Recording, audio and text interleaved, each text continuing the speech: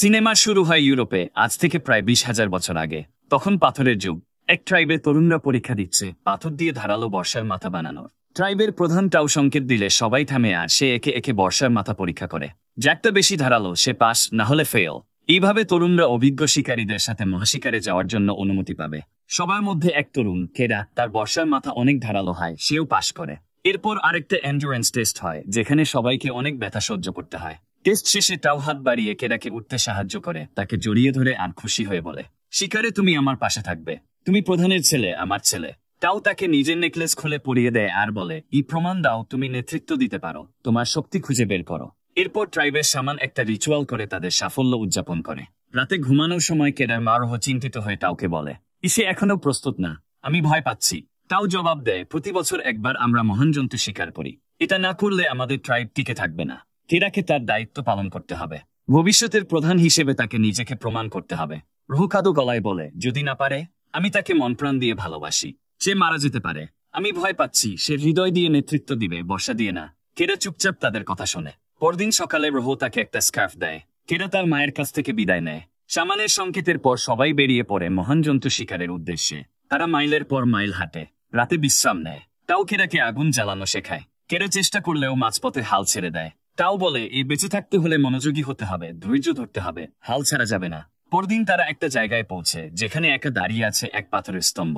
দূর থেকে আরেক ট্রাইবের লোকজন আসে, সবাই সতর্ক হয়ে দাঁড়ায়। টাও এগিয়ে গিয়ে হাসি মুখে তাদের নেতা সারোকে জড়িয়ে ধরে। আসলে তারা পুরনো বন্ধু। টাও বলে, আমি এক তরুণ শিকারী এনেছি, তারপর কেরাকে পরিচয় করায়। সারো বলে, আমার ছেলে পরে শিকার আর দেখতে পারবে না, সে আমাদের পূর্বপুরুষদের সাথে যোগ দিয়েছে। তারপর কেরার দিকে তাকিয়ে শান্তভাবে বলে, তুমি নিশ্চয়ই গর্বিত বাবা। এরপর সারো আর তার ট্রাইব টাওদের সাথে যোগ দেয় মহাশিকারের জন্য। টাও কেরাকে বলে, আমাদের ট্রাইব সেই প্রথম মহাশিকারের পর থেকে পবিত্র পথ ধরে চলছে। পূর্বপুরুষরা এই পথচিহ্ন তৈরি করে গেছে, যাতে আমরা দিক পাই, পথ না হারাই। এই পথেই আমাদের বাঁচিয়ে রেখেছে।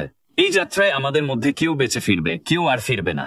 রাতে তারা একটা বুনো শূকর ধরে। টাও কেরাকে বলে শূকরটিকে শেষ করতে, কিন্তু কেরা দ্বিধায় পড়ে যায়, কিছুতেই পারছিল না। টাও বলে, তুমি জীবন নেবে যাতে তোমার ট্রাইব বাঁচে।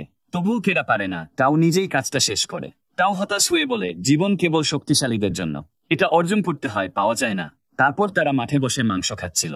হঠাৎ শব্দ শুনে সবাই সতর্ক হয়। মনে হলো বিপদ কেটে গেছে, তাই সবাই সতর্কতা কমিয়ে ফেলে। কিন্তু হঠাৎ বিদ্যুতের গতিতে এসে এক সাবারটুথ টাইগার কেরার সাথে পরীক্ষায় পাশ করা এক তরুণকে ধরে নিয়ে যায়। কারো কিছু করার ছিল না, সবাই অসহায় হয়ে শুধু তাকিয়ে থাকে।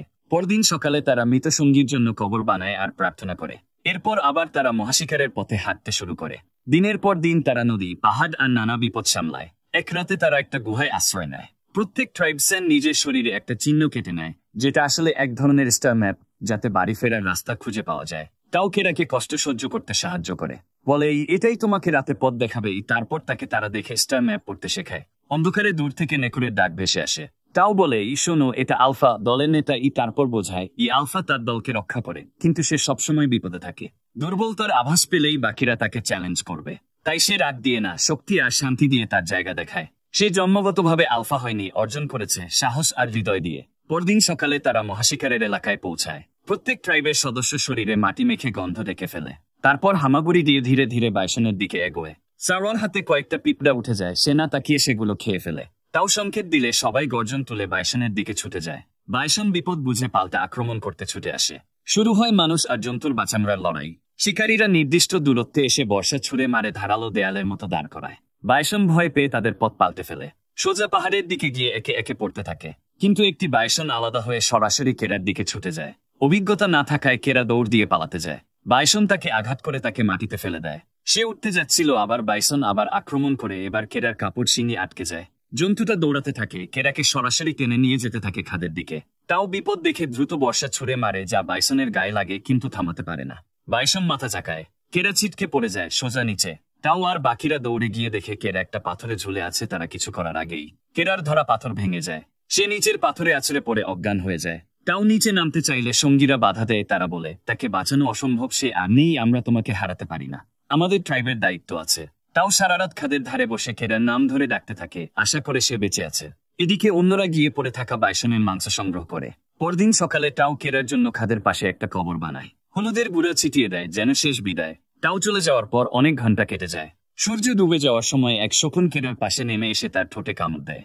হঠাৎ কেরা চেতনা ফিরে পায় আর পাখিটাকে সরিয়ে ফেলে। সে বুঝতে পারে খাদের ধারে আটকে গেছে, তার পা ভেঙে গেছে। সে তার বাবাকে ডাকতে থাকে, কোনো সাড়া নেই। কোনো উপায় না দেখে সে আস্তে আস্তে নিচে নামতে শুরু করে। কয়েক কদম নামতেই হাত ফসকে যায়, ঝুলে পড়ে মৃত্যুর দ্বারপ্রান্তে তার বাবাকে ডাকতে থাকে। তখনই বৃষ্টি শুরু হয় আর নিচে পানি জমতে শুরু করে। মৃত্যু ভয় তাকে তার শরীরের সীমা ছাড়িয়ে যেতে সাহায্য করে।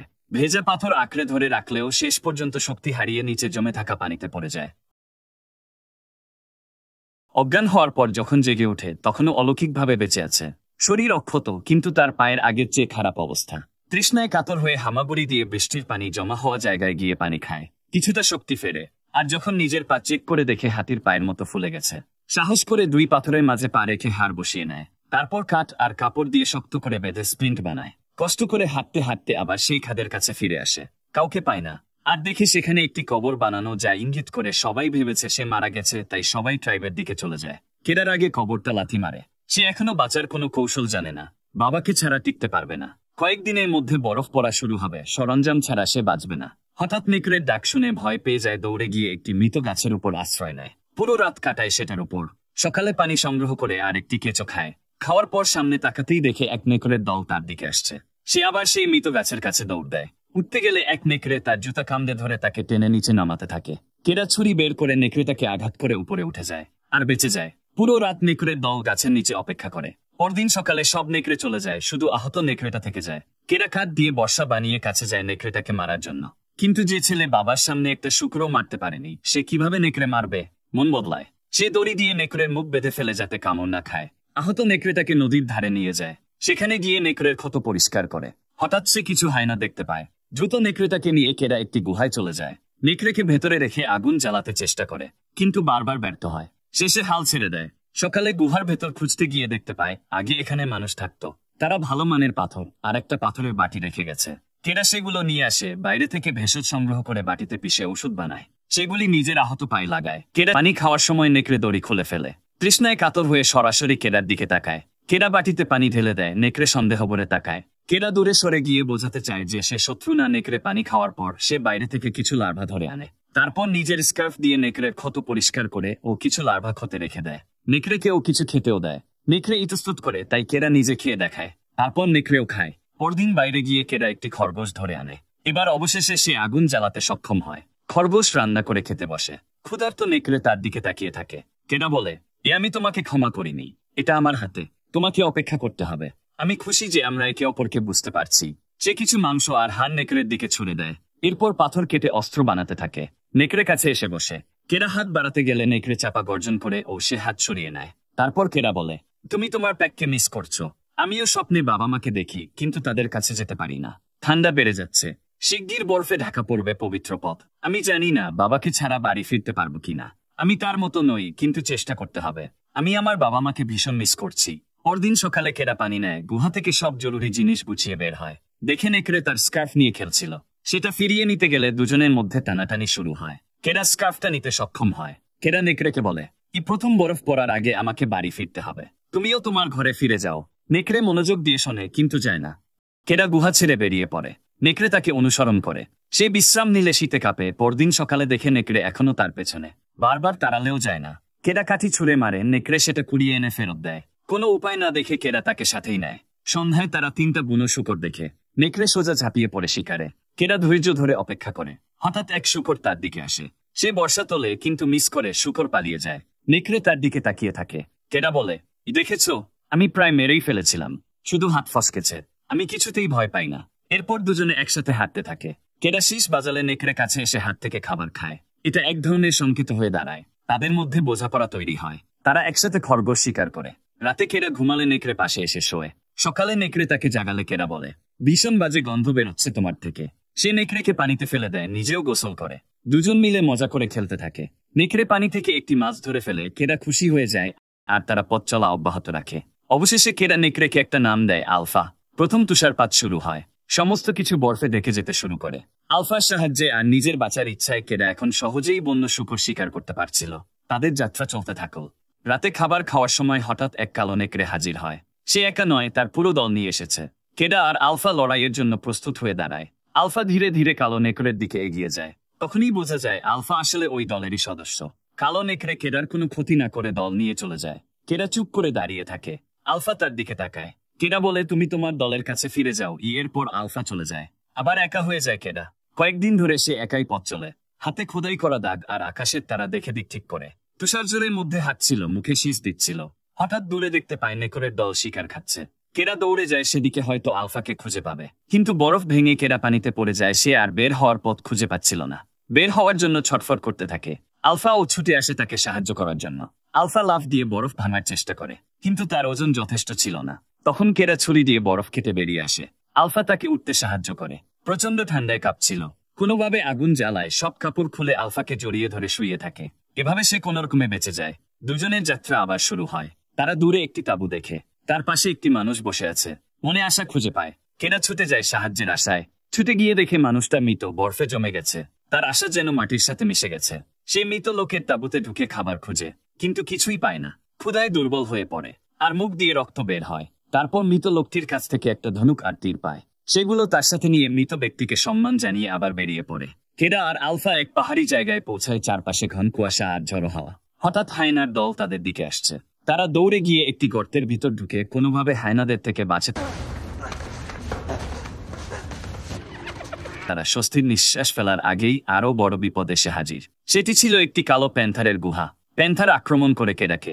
আলফা ঝাঁপিয়ে আক্রমণ প্রতিহত করে। ভয়াবহ লড়াই শুরু হয়।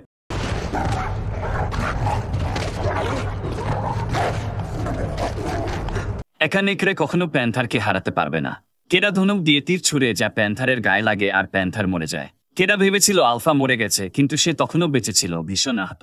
কেডা তার ক্ষত পরিষ্কার করে আর বলে, ধন্যবাদ বন্ধু, আমি তোমাকে কোনো অবস্থাতেই ফেলে যাব না। তুমি আমার পরিবার। তারা একসাথে প্যান্থারের মাংস খায়। কিছুটা সুস্থ হওয়ার পর তারা এক পাথরের স্তম্ভে পৌঁছায়, যেখানে গোত্র প্রধানের চিহ্ন ছিল।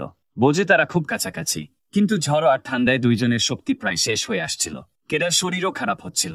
তারা বিশ্রাম নেয়। আকাশে ডিম্বাকৃতির আলো দেখা যায়। কেডা বলে, এই আমার পূর্বপুরুষরা আমাদের বাড়ি ফেরার পথ দেখাচ্ছে। পরদিন চূড়ান্ত যাত্রা শুরু হয়, কিন্তু আলফা হাঁটার শক্তি হারিয়ে ফেলে। কেডা তাকে কাঁধে তুলে নিল। সারাদিন হাঁটতে থাকে, কিন্তু শেষমেশ তার শক্তিও শেষ হয়ে যায়। সে হাল ছেড়ে দেয়। তখন তার বাবার কথা মনে পড়ে। তুমি শক্তিশালী। সেই স্মৃতি তাকে জাগিয়ে তুলে আবার আলফাকে কে তুলে নিয়ে অবশেষে নিজের গোত্রে পৌঁছায়। তার বাবা তাকে দেখে দৌড়ে আসে আর বিশ্বাস করতে পারতেছে না তার ছেলে জীবিত ফিরে এসেছে। রোহ চলে আসে।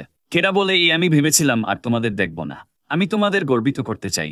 সে আলফাকে সাহায্য করতে বলে। শামান এসে চিকিৎসা করে। তখন দেখা গেল আলফা সন্তান জন্ম দিচ্ছে। 5টি শাবক জন্ম নিল। শামান বলেই, কেডা ওদের বাড়ি এনেছে। এখন থেকে এরা আমাদের পরিবার, আর তাদের স্বাগতম জানায়। কেডা আলফাকে জড়িয়ে ধরে। দুজনেই সুস্থ হয়ে উঠে। Subscribe.